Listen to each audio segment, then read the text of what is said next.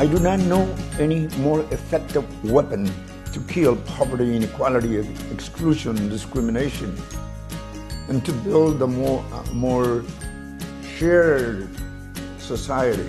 Hundreds of millions of people have been lifted from poverty, and this is one of the historic achievements of the world in the last 50 years. And that's step one.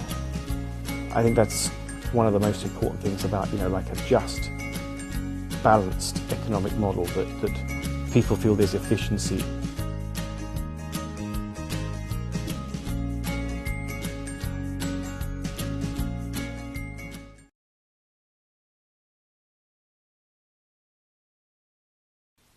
We need to grow in order to distribute better, in order to kill poverty, inequality, exclusion. So what is the best way to have a China without poverty, or Latin America without poverty? I do not know any more effective weapon to kill poverty, inequality, exclusion, discrimination, and to build a more shared society. We'll live it so we can live in peace and with no great differences, is investing in the minds of our people. It's much more profitable than investing in the mines, gold, silver, copper, oil. That means investing in nutrition, healthcare, and quality of education. Quality of education, quality of education. That is the best way to free a country, a nation, a continent, the world. This 5-year period, and that is there are certain issues of social equity about the treatment of workers from rural areas and their ability to get services in cities. There are environmental issues that also need attention. So, and some of those issues might not show up in GDP numbers, although they might be extremely important for the welfare of the population. And so maybe the solution to the problem of doubling GDP is to redefine the way we measure GDP. Hundreds of millions of people have been lifted from poverty, and this is one of the historic achievements of the world in the last 50 years, thanks to China. Lots and lots of people are today in the middle class. But that's step one.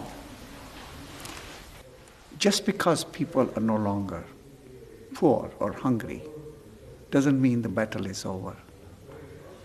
The quality of life can be improved further, much further.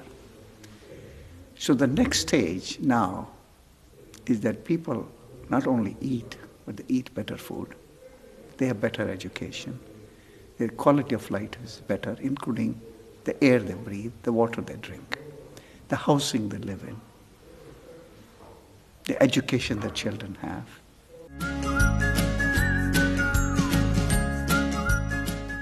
I think in maybe 2009 there was an idea of there being 23 million people living malnourished and maybe 200 million people living on less than $2 a day, which is a standard for poverty.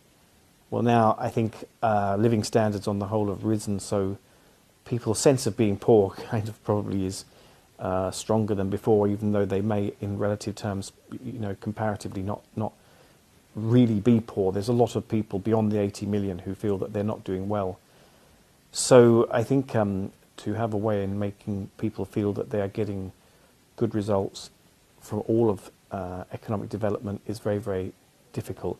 I think that's one of the most important things about, like a just, balanced economic model that people feel there's efficiency. So the quality of life needs to be improved. And that's true not only for China, it's true for every country. It's not unique. But a stage has come that the country needs to focus on these aspects more and more.